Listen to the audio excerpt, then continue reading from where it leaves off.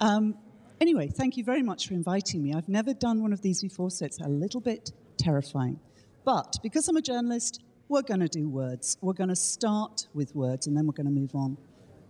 People. It's about people. And this is actually a better journalist or writer than I could ever be. This is William Shakespeare. This is Hamlet.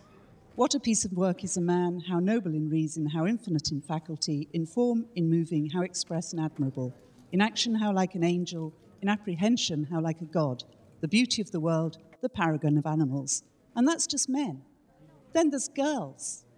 You know, if that's what he thinks about men, I mean, the women are much better. But I'm going to talk about people as an inspiration to me and also people who inspire design. And I'm going to take you on a journey from London, capital of design, to Cape Town, beautiful place, because that's the place that probably changed my life more than anything. When I first went out there 2 years after apartheid, I've been out about 8 or 9 times since for a fantastic conference called Design in Durban, and I know David's been there. And it's about people, it's about optimism. These are kids in a township in South Africa. Look at the energy, look at the joy. And what I got from my first trip to South Africa, I was bowled over by the openness, the warmth, the friendliness of people who'd been through hell, come out the other end, and are still going through a lot of hell. But they're inspiring, they're hungry for learning, they're hungry for design. This is a township, Mdatsani, in East London in South Africa, as indeed with those other kids. They live in shantytown conditions. They've got this art centre.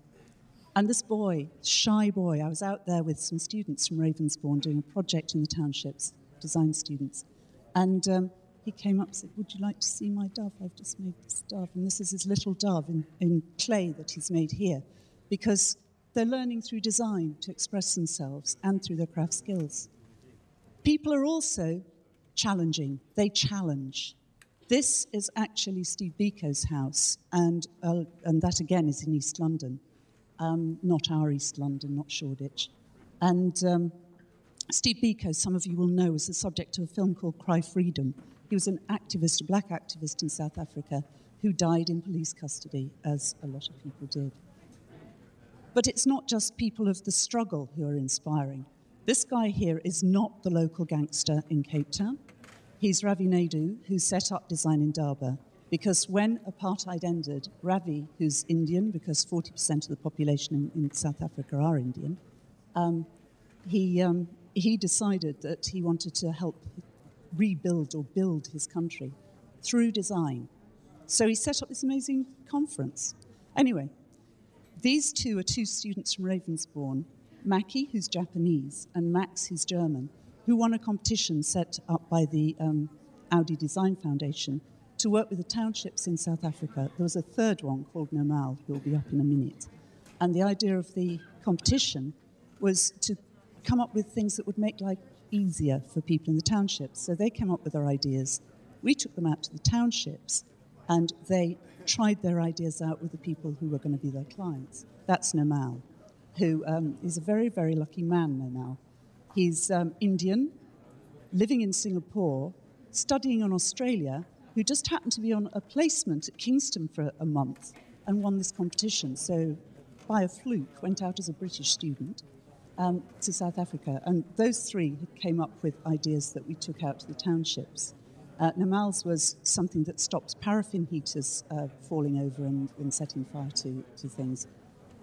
Max's, this is Max, showing in the shantytown, his idea is a stick with some cut-off bits of plastic from the tops of bottles, plastic bottles, that you used to do washing your clothes.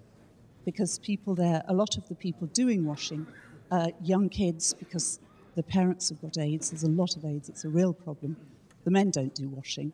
He got proposals of marriage from just about every woman we met because he was interested in washing. And Max is actually profiled in Design Week in this week's issue. But those are people we took with us. These are some people who, indigenous talent for South Africa. Una Schieppers she's a car designer, working now for VW in Germany, previously with Audi. But she's South African by background. She's also a graphic designer, which I think is fantastic to have got into car design from graphic design. Sadly, she can also tell the story of when she went back to South Africa, she was very emotional, but she can tell the story, the sad side of South Africa, in that both of her in-laws have been murdered this year. This guy, another South African designer, it's Gavin Raja, who's a very exotic fashion designer, local fashion designer. Doesn't look it from his picture, but his clothes are sumptuous. It's got all the Indian qualities, but they're modern things. They're quite flashy. They're quite wonderful. And we're just going to run through a few of these designers, just so that you get a feel for the diversity of the type of people out there. There's a diversity of people everywhere. Another fashion designer, Kansani, who I know that David has met, she's amazing. She's a very vibrant young South African woman, mother of two, actually now 3 kids, runs her own fashion label, Stone Cherry, uses traditional African fabrics and style ideas, but tailors them to a modern thing. Fantastic stuff. And she's beautiful, isn't she? Fantastic. This guy, Mike Shallett, one of the world's top ad men. I think he took, he's certainly taken a yellow pencil at D&AD. I can't remember if he's had a black. But with the lovely South African flag behind him. He did the Honda ads, the ones with the floating, the engines floating in a rainbow land, that sort of thing. Very, very talented, great guy, very different from the others that I've shown you so far.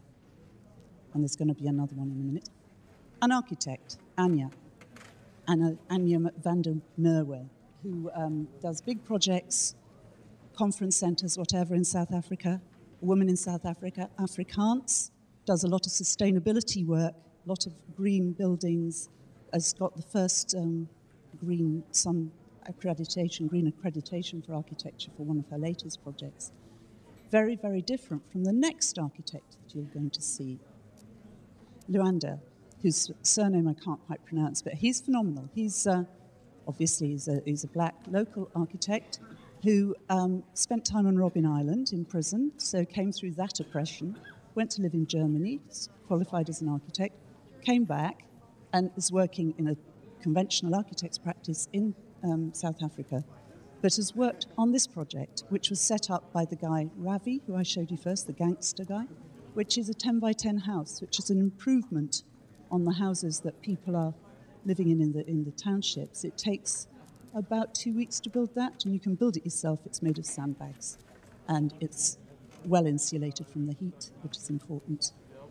But they don't just do worthy things. They love to party. They are fantastic, and they love international influence. And we all do. I mean, I'm using them as a metaphor for all of us. This is at Indaba, one of the final lunches. This is Lee Edelcourt, who some of you will know. That is, I've forgotten his name, but he's the head of design at Philips. That is Jacob Trollback. This is a DJ from New York. There's Una. There are people, all mixtures of people, all mixtures of design disciplines, because these people, like everybody else, are hungry for influence from elsewhere. And their hospitality, as you can see, their South African wine, is second to none. So there's warmth and joy in this land of oppression, which is really rather good. Hospitality, again, that lot left that session and went and sat round here in the sun, eating and drinking together. David will be nostalgic for this, I'm sure. Yes, we've all done that, and it's a really beautiful place to be. And it's fantastic to be part of this special movement to get design involved. So back to the kids. This is the future. These are great, but it isn't all good. This little boy here, we'd spent a couple of days with these kids. This little boy here, as we were leaving, it was like, I'm going to kill you. I'm going to kill you tonight. So there's a lot of work to be done there. But South Africa, like every other culture, can benefit from design. This lot are making a really strong effort to do that. Thank you.